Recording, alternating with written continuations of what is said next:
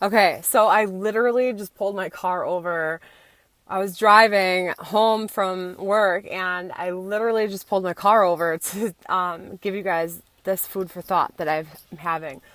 Um, I was thinking about, because I know that the north side of Flint, Michigan, they deemed it as an industrial zone, right? So before it was labeled as a green zone, which meant like people can habitate there, people can live there. Hold on a second. All right. And so the north side, they have made it. By the way, share this video out, you guys. This might be good food for thought. They have now labeled it as an industrial zone. The north side is the side of town where, remember I told you guys I found those documents in an abandoned home. It was owned by Pastor or Reverend Lewis Mays, which is the father of Eric Mays, board city councilman Eric Mays, loudmouth Mays.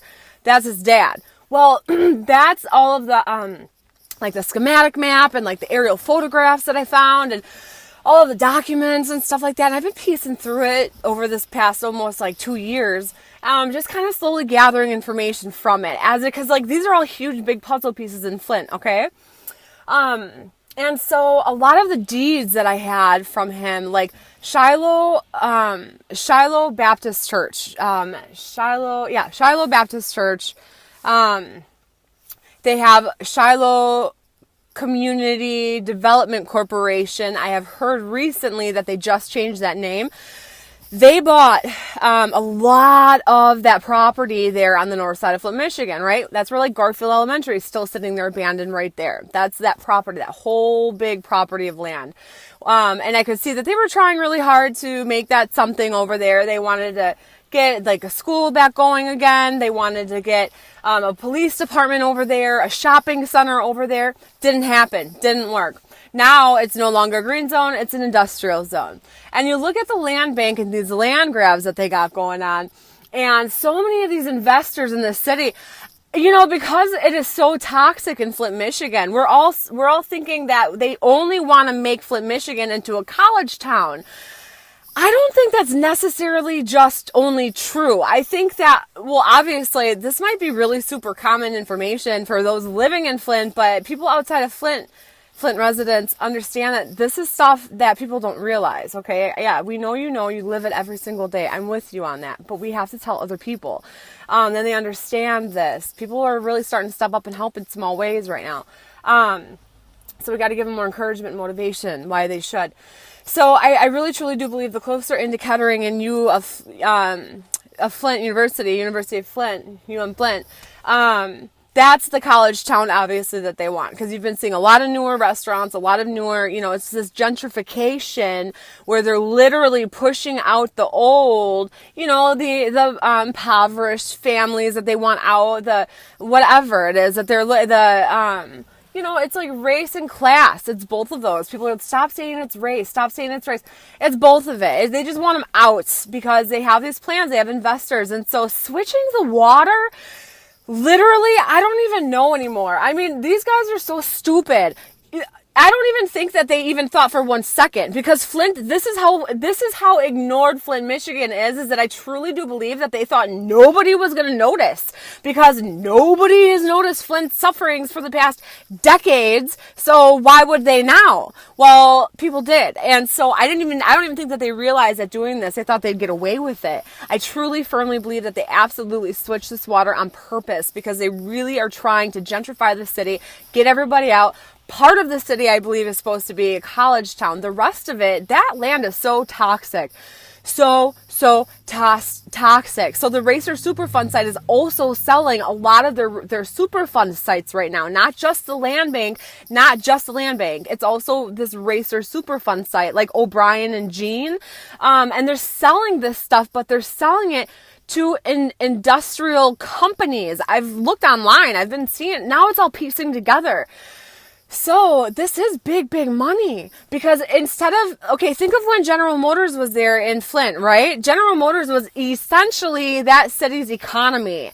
General Motors was Flint, Michigan's economy. They all left. They shut down the shop and they left, leaving them with absolutely zero employment opportunities. They could spin what I'm saying by saying that Well, bringing in all of these industries is going to give the people here more employment opportunities. No, because you want to know what? You need to provide them more opportunities other than these industrial sites that are poisoning the city, poisoning the water, poisoning the land and the air. Give them better options than just having an industrial, for those that choose to say. And so bringing in all of these industries to Flint, Michigan, it's so evil because of the way that they're doing it. The way that they're doing it. They're poisoning the people on purpose by making their water bad.